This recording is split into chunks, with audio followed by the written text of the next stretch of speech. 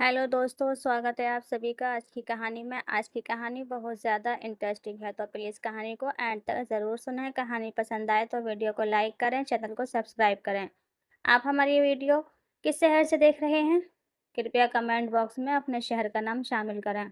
चलिए शुरू करते हैं आज की कहानी। प्रेमलता जी सुबह सवेरे उठकर कमरे से बाहर आईं तो रसोई में खटर-पटर की आवाज़ हो रही थी।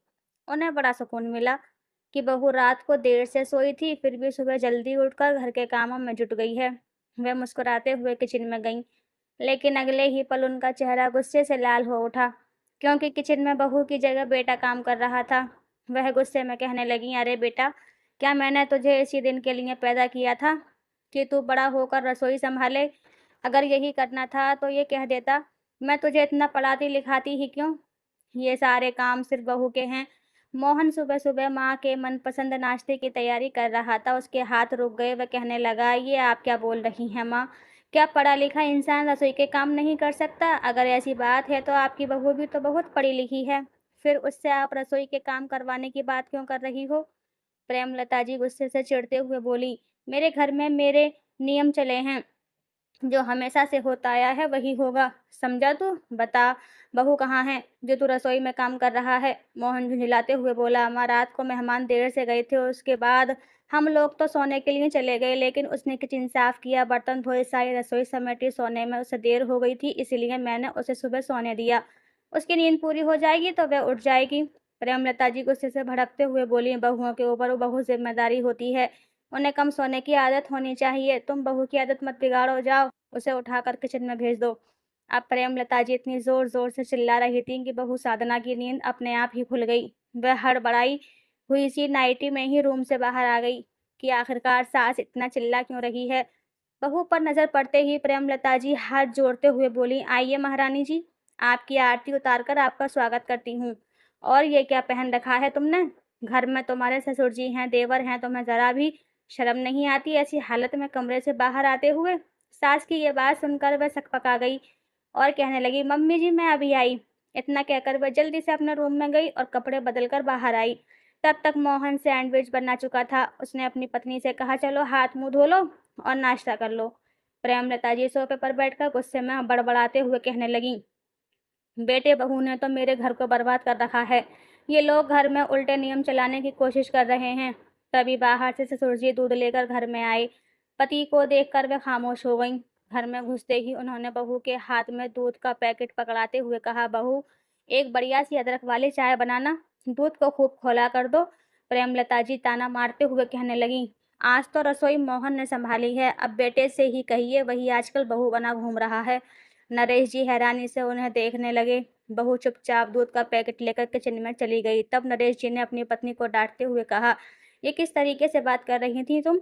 अगर मोहन किचन में कुछ काम कर भी रहा है तो तुम उसे ताना क्यों मार रही हो? जब तुम किचन में काम करती हो तो मैं भी तो तुम्हारी मदद करता हूँ, तो क्या मैं इस घर की बहू बन जाता हूँ?"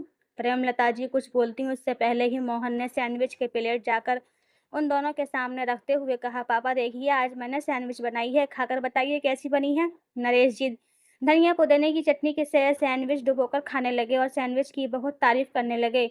प्रेमलता भी सैंडविच खाने लगी, लेकिन उनके चेहरे के हाव भाव से लग रहा था कि वे मोहन से बहुत नाराज हैं। मोहन ने ज्यादा ध्यान नहीं दिया और ऑफिस के लिए तैयार होने चला गया। थोड़ी देर के बाद वह तैयार होकर बाहर आया। तब तक साधना ने उसका टिफिन तैयार कर दिया था। वह टिफिन लेकर दरवाजे तक ही पहुंचा था, तभी उसके फ़ोन की घंटी बजी। उसने फ़ोन रिसीव किया, फिर पलटकर वापस आया और अपनी माँ से बोला, "माँ, चलो जल्दी से तैयार हो जाओ, हमें छोटी के ससुराल जाना है।" ये सुनकर प्रेमलता जी सारी नाराज़गी भूलकर उठ खड़ी हुईं और घबराती हुई आवाज़ में बोलीं, "क्यों बेटा, सब ठीक तो है ना? ऐसे अचानक सोनी के ससुराल क्यों जाना है हमें?" नरेश जी भी पूछने लगे, "उसकी तबीयत तो ठीक है ना?" मोहन गंभीर आवाज़ में बोला, "उसकी तबीयत ठीक है, लेकिन उसने हमें जल्दी ही वहाँ पर बुलाया है।" नरेश जी जल्दी से कपड़े बदलने चले गए, लेकिन प्रेमलता जी को चैन कहाँ। उन्होंने तुरंत ही अपनी बेटी को फ़ोन लगाया और पूछने लगीं, "क्या बात है बेटी, सब ठीक तो है ना? तूने हमें वहाँ क्यों बुलाया है?" तो उधर से सोनी ने उदास आवाज़ में कहा, "माँ, आपको तो पता ही है, मेरी सास बात-बात पर मुझे ताना मारती है, परेशान करती रहती है। मैं प्रेग्नेंट हूँ, फिर भी मेरा ज़रा भी ध्यान नहीं रखती। लेकिन आज तो हद हो गई। आज सुबह सवेरे मुझे खूब उल्टियाँ होने लगीं, तो रंजीत ने मेरे लिए किचन में जाकर थोड़ा नमक, चीनी, पानी का घोल बनाया। मेरी सास तो घर में हंगामा ही मचाने लगी। इतने से भी उनका मन नहीं भरा। जब रंजीत ऑफ़िस के लिए निकले, तो मेरी सास ने मुझे गंदी-गंदी गालियाँ देनी शुरू कर दीं कि मैंने उनके बेटे को गुलाम बना लिया है। मुझसे भी रहा नहीं गया और मैंने बस इतना ही कहा, "माँ जी, इस तरह ज़ुबान मत चलाइए।" तो मेरी सास ने मुझे थप्पड़ मार दिया और कहने लगी कि ज़ुबान नहीं चलाऊँगी तो हाथ चलाऊँगी? आप लोग जल्दी से घर आओ, मैं ऐसे इस घर में नहीं रह सकती। ये सब सुनकर प्रेमलता जी हाय तौबा मचाने लगीं और सोनी की सास को कोसने लगीं कि कैसी औरत है वह जो अपनी बहू का ध्यान नहीं रख सकती। अरे ज़्यादा कुछ नहीं तो कम से कम ताने तो ना मारती। अगर पति अपनी पत्नी की मदद कर रहा है तो इसमें गलत बात क्या है? बोलते हुए उनकी नज़र अचानक साधना से टकरा गई, तो वह थोड़ी झेंप गई। साधना ने हैरानी से कहा, मम्मी जी, अगर आपको इतनी ही ज्ञान है तो ये ज्ञान मेरे समय पर कहाँ चला जाता है? जिस तरह दीदी को उनकी सास परेशान कर रही है, उसी तरह आप भी तो मुझे परेशान करती हैं। तो अगर दीदी को भी आपके जैसी सास मिल गई है, तो आज आपको रोना क्यों आ रहा है? बहू की बात सुनकर प्रेमलता जी शर्म के मारे नीचे देखने लगीं। रोहन बोला, माँ, जिस तरह मेरी मदद करने पर तुम नाराज़ हो रही थीं, उसी तरह जब रंजीत जी छोटी की मदद करते होंगे, तो उनकी माँ को भी अच्छा नहीं लगता होगा। खैर, इस समस्या का समाधान तो निकालना ही होगा, क्योंकि मैं अपनी बहन को ऐसी तकलीफ़ में नहीं छोड़ सकता। वैसे आज तक साधना ने कभी यहाँ की बातें अपने मायके में नहीं बताईं, वरना मैं अपने ससुराल वालों के सामने नज़रें नहीं उठा पाता।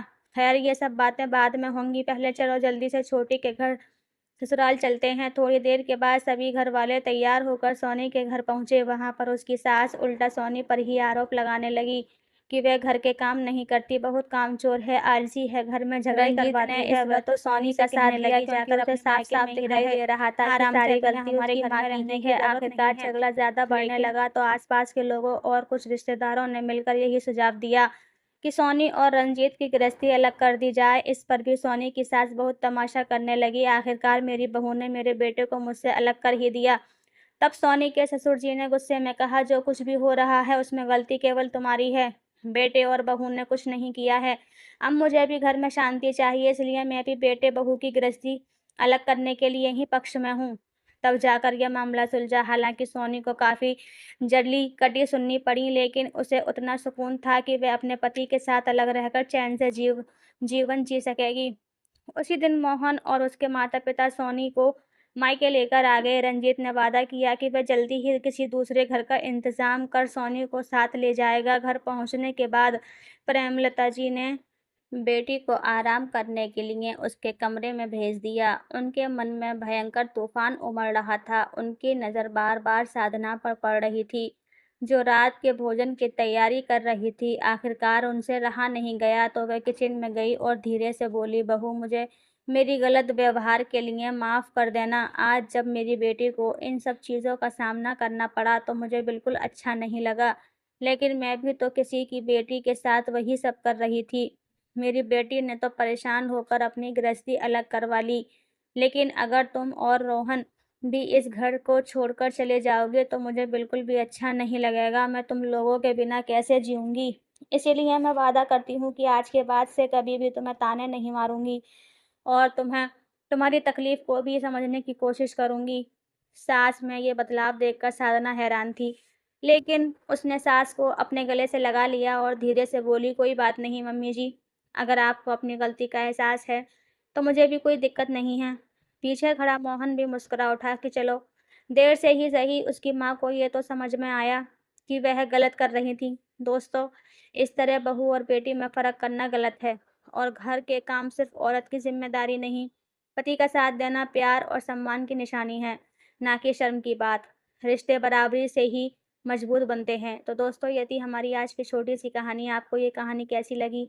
कमेंट करके ज़रूर बताएँ। अगर आपको ये कहानी पसंद आई हो तो इसे लाइक करें और अपने दोस्तों के साथ शेयर करें। आगे भी ऐसी ही रोमांचक कहानियों के लिए हमारे चैनल को सब्सक्राइब करें और बेल आइकन दबाना ना भूलें ताकि आप हमारी कोई भी कहानी मिस ना करें।